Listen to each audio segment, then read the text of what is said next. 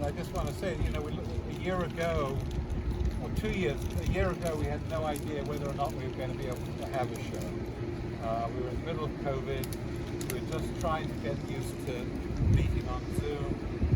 And we had no idea whether the NAA would even be open by this summer. But in fact, just, you know, remember these numbers, 31, 23, 39. There's a number of people who entered the last time. We had a physical show, which tipped, I think, 12 grand. The following year, we had just an online show. We had 23 participants, and this year we have the best ever. We have 39 participants, and participation really is what it's all about. We had no idea right up until a few weeks ago whether or not we'd be able to use the upstairs gallery because of COVID restrictions, and so we weren't even sure how many prints we could allow for the photographer. But if you've been inside and you've looked around the show, you'll know what a terrific show it is, how accomplished our group is. We've doubled our membership. We've gone from about 40 active members to between 80 and 90, and that's because of having meetings twice a month, one with a featured speaker, and one with a feedback, photography challenge session. So our number of active members has grown from about 40 to about 80, which is terrific, and that's why we have such a great show. Just before I pass it over to Barbara, who was the brains behind all this, I want to thank a few people, especially thanks to Barbara, who put in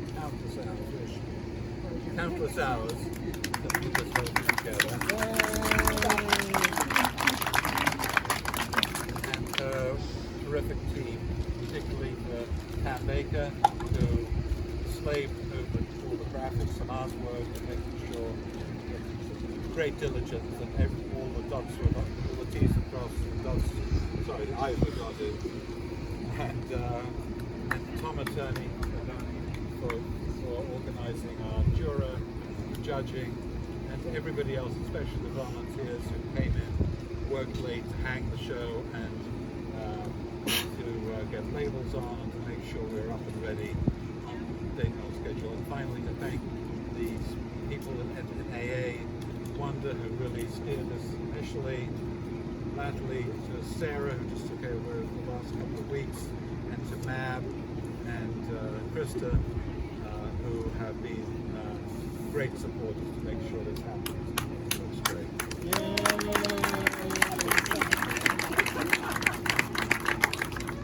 So, if you haven't seen the show already, the gallery's open till 7. We're going to do some awards.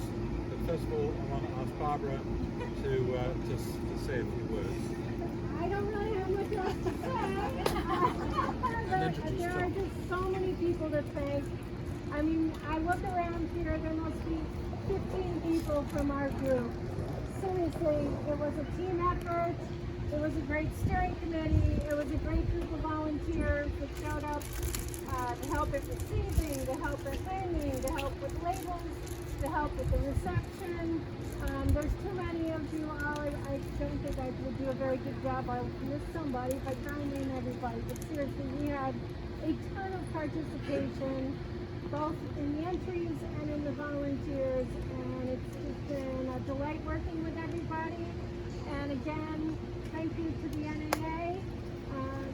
It all came together, and it just has been a thrill. So Magic. I want to introduce, some of you saw the poster, and the gentleman on the poster was going to join us tonight, but was unable. But Joan Kaplan, who took that wonderful photo, has a little something from the person on the poster that she wants to read.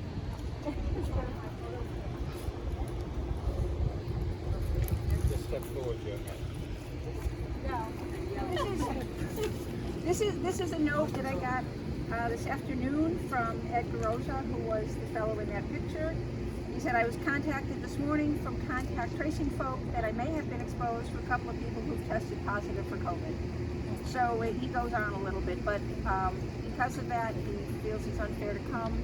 He didn't want to expose anybody, and he said, it pains me because I was excited to come, but it's better to not expose everybody. So that's basically what he said.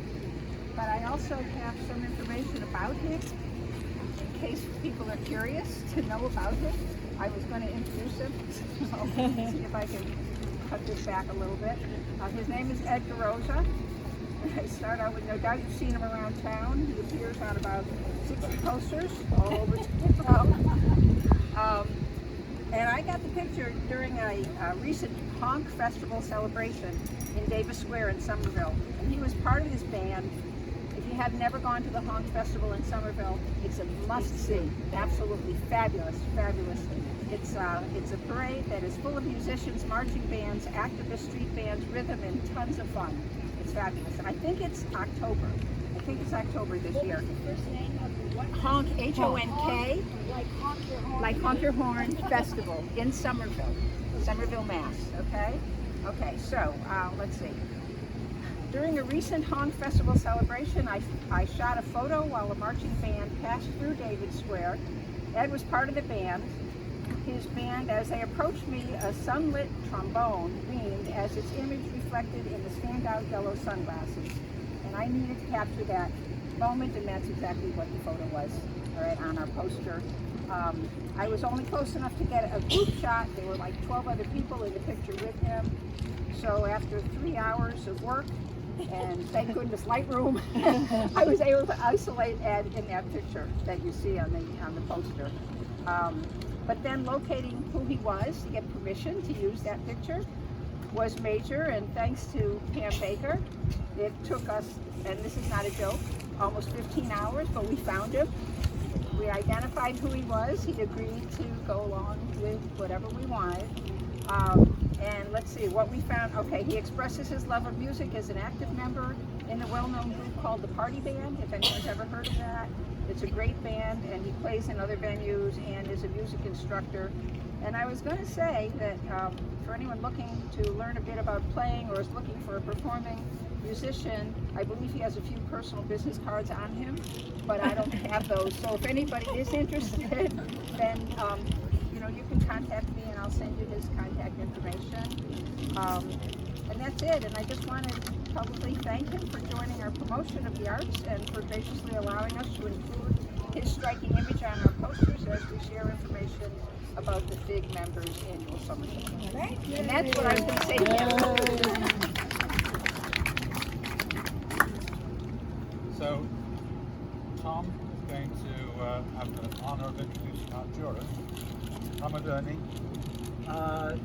When I first came to Massachusetts back in 2014, my first introduction was to the arts here. Was joining an artist group that took place at James Eaves Gallery, Cape Angie Clay, up in Gloucester.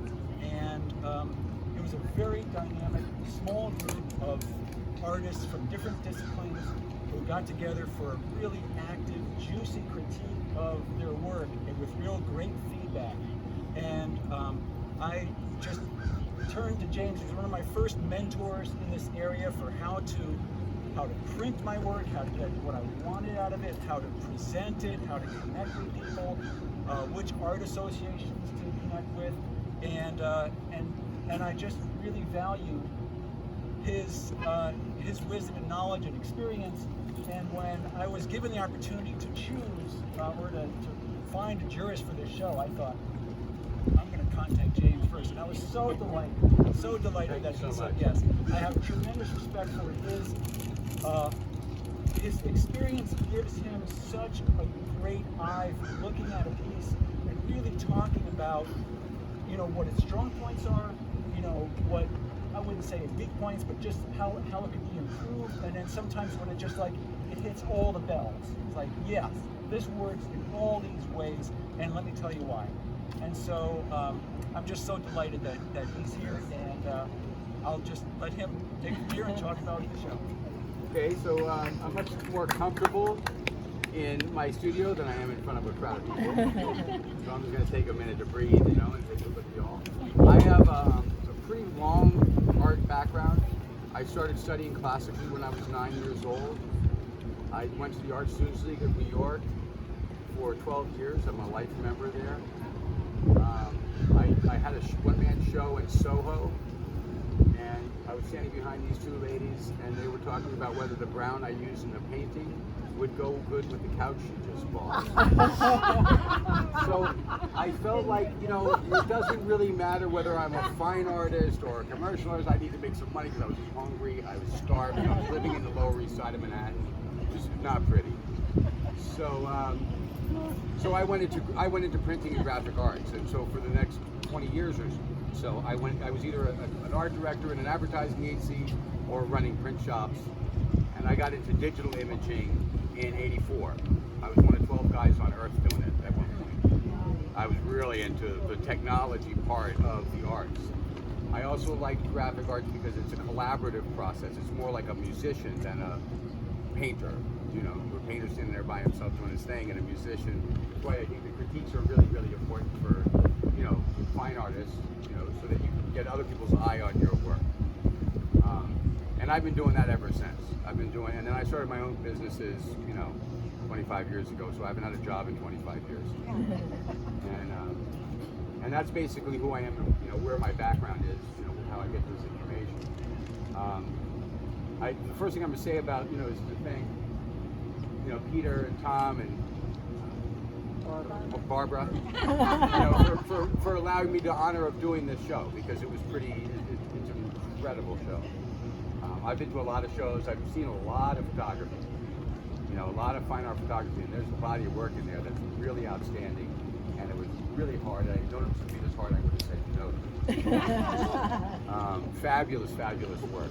In the end, there was, you know, I was looking at the JPEGs every day for about 2 hours, and then going away from them. And finally, coming up and seeing the show really helped me to see, because I say this to people all the time, but I don't always recognize that it's true, if you know what I mean.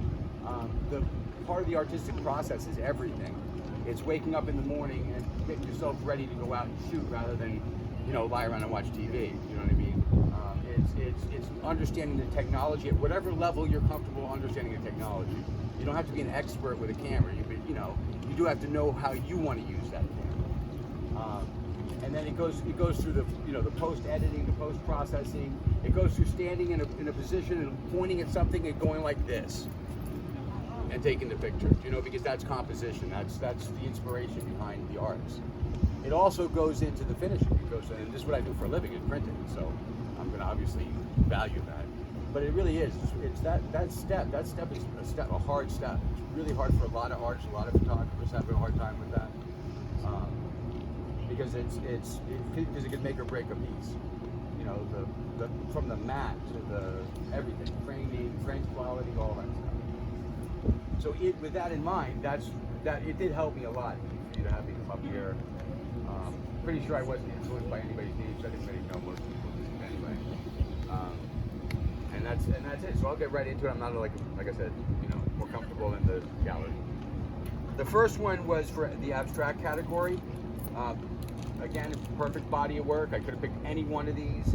I ended up picking Skip Montello's Stone Warrior as a series, only because I've seen a lot of you know, work that was a piece of something that was then chopped in half and flopped over, and it became an abstract. These are single shots, and you know, that means that he was there on the absolute calmest day. You know, the technology behind it, and the Warrior guys really spoke to me anyway, because, you know, male yaha, you know. But he's not here, I guess, right? He's not. No. He's not here. Oh, there's also male. Yay, Skip!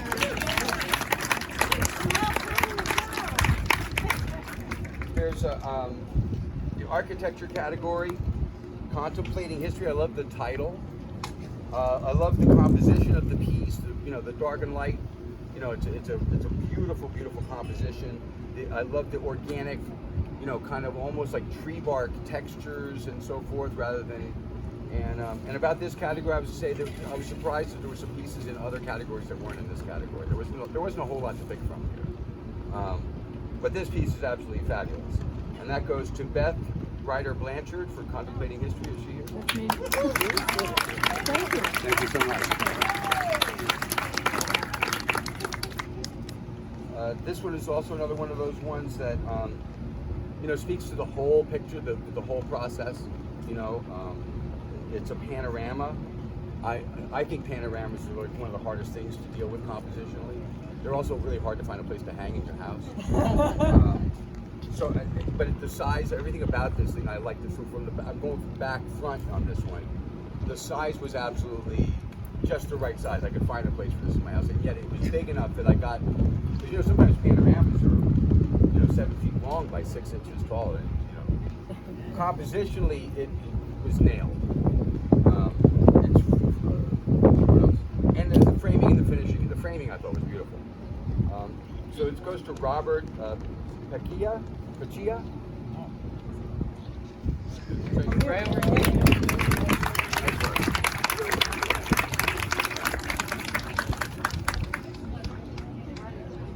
Oh, it was. I said it in the beginning. I forget. Contemplating History or something. Or, Tranquility.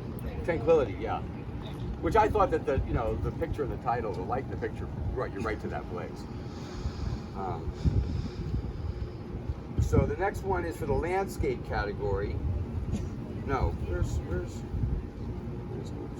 oh, so that was there was so many categories. There was landscape, seascape, and it was too hard for me. So I wussed out and I made an individual landscape category out of that category and a seascape category out of that category. So it made it easier for me. And I went easy if I can find it. So I just made that executive decision all by myself in my studio the other day. So this one's for the actual landscape. This little piece has been haunting me actually. I'm a digital artist myself, so I love filters and playing around with an image and bringing other images into images and like that. This is a landscape. It's by Stephen Levin. It's called Pink House Plum Island. It's a small little piece, but and I know filters. The filtering technique is so organic. It felt real and natural to me, and the lighting and composition and color and everything else was perfect here. Well, if I have to stand up in front of a bunch of people, you have to walk out in front of a bunch of people. That's what's up. Nice work. Nice work. Very nice. So then I got a seascape category out of it too. And I was actually surprised. I surprised myself with this choice. It was, and I was going to say real quick, it was Joan Kaplan's Ocean Fish, Sunfish. And the reason I liked it was compositionally it was second to none. It was beautifully, every angle was just the right spot. Everything about it was fabulous. Some people have just a natural eye for picking composition, but really haunted me was the color. The color was, there's like these lavenders and these little periwinkle blues where water's, when I was in kindergarten they told me, the sky is blue, grass is green, and water is, blue-green.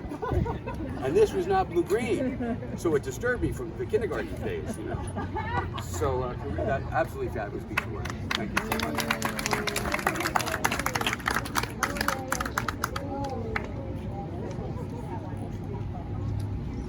I think the open category was just to make my job even that much harder. Because it was, I'm not a big fan of comparing art to other art anyway, but there was just no way. How do I do? So I just kind of went for my heart on that one. The thing that kind of spoke to me, it was Law Hamilton's Reading to the Dead. She has a whole series with the little pages from the books and the stones up in Dogtown and Gloucester with the type on them and stuff. And I just loved putting the book into the picture.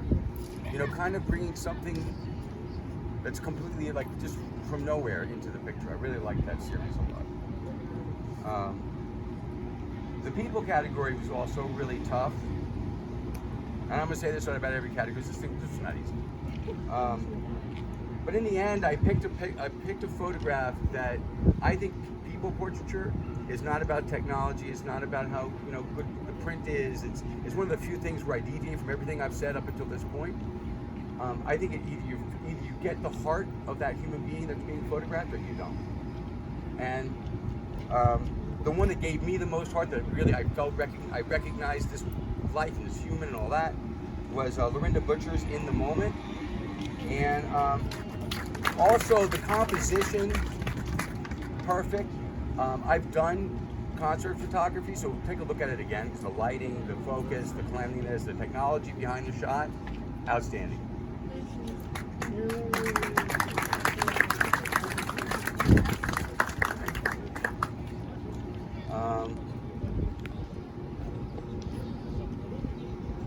Floral category was also a pretty rough one. I said it again, right? But I only picked this piece just because from the first time I saw the image on the screen, it made it all the way to the print on the wall, and the print's only 8x12, and it climbs into me. It climbs right out it came off the screen, it came off the thing, the print itself came off the wall. The colors are fabulous, the composition is really ethereal and abstract, and I loved it. And it's John Perkins' Rhododendron Cansons. Yeah. Okay, so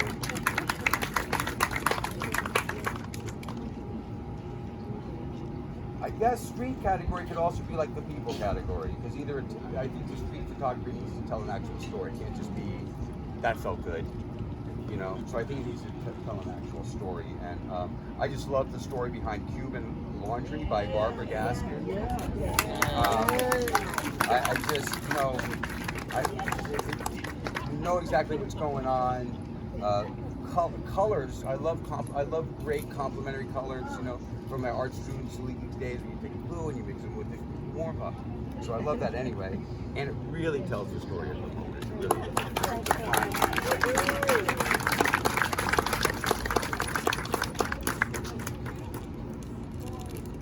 Now this one spoke to me on so many levels.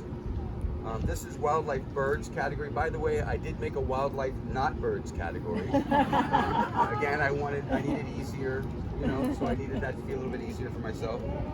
So for the birds category, obviously the finishing and everything else was like top notch.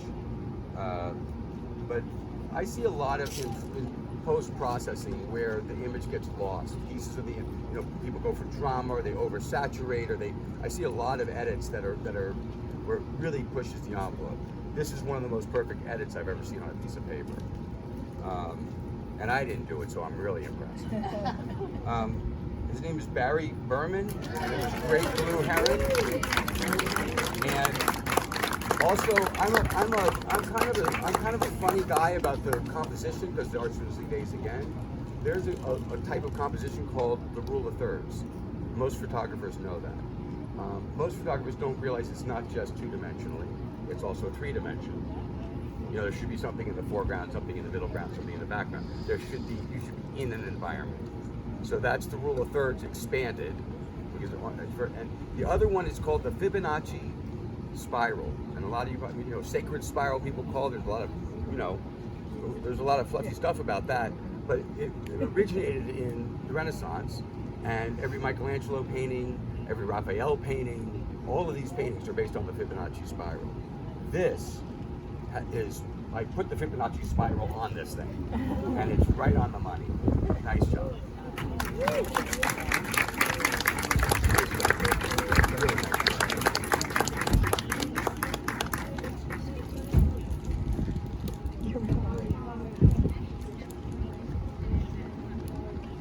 Again, I needed a little bit.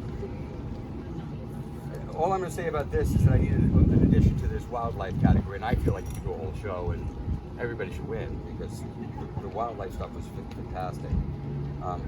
For not birds, I picked a Dawn McDonald zebra. There's again, like panoramas, squares are really rough composition. You have to have a really good composition to keep the eye, because composition is all about keeping the eye on the piece. It amazes me how many people miss a little piece of composition and they throw their viewer out the side of the piece. This one kept me in there the whole time. I kept smiling, and I got a little dizzy a couple of times because of the black and white in it. But absolutely great composition. And I swear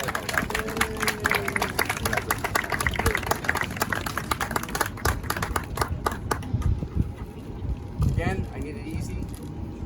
So I have 4 honorable mentions that have nothing to do with any categories. I made up my own categories. Next year I'll be coming before all this is decided. I'm going to make up 50 or 60 categories so each individual gets an award. This one is for, and I'm a digital artist. I do a lot of image composition. I do a lot of stuff that you know, I've been doing it since Photoshop, before Photoshop had layers. And there's 2 things I like about this piece. One, I think that the composition work is excellent. You can see that there was a lot of work put into developing all the pieces for this pie. And 2, I love an artist that steps out of the comfort zone and exposes the soft white underbelly. I'm a big fan of that. So for Jim Morocco, a wonderful self-gift, self-acceptance, gets an honorable mention.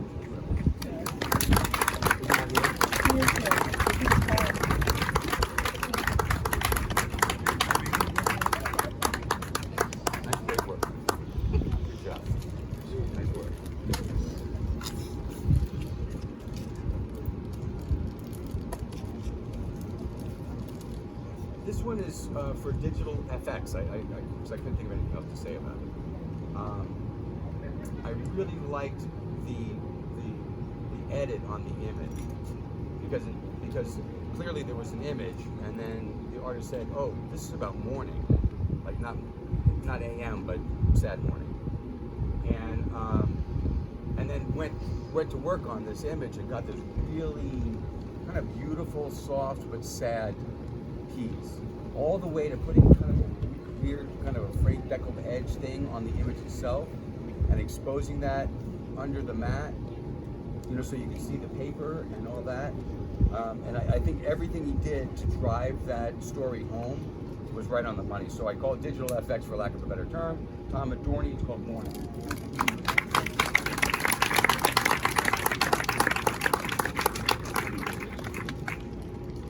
I created a category called common subjects. There's a lot of common subjects. A lot of stuff out there that you know you see, but sometimes it's not about inventing new, because really there is nothing new. Sometimes it's about just really conveying of the true feeling and a calmness, in this case calmness, and a really beautiful execution, down to doing a canvas in a place that had a lot of glare. So it jumped out at you. And it was John Abismara, Lone Boat Buoy and Reflections.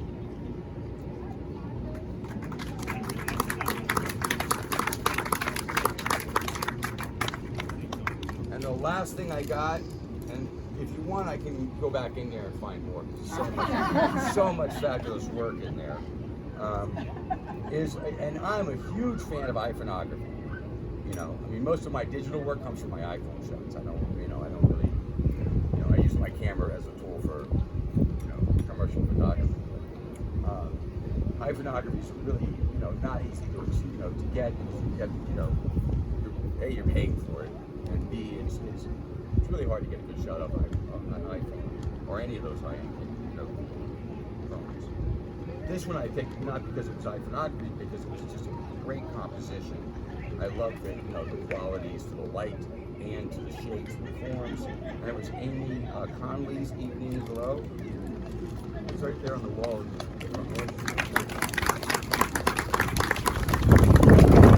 Oh, right here. Nice work, very beautiful piece. Nice job. And that's it. Thank you. Thanks so much.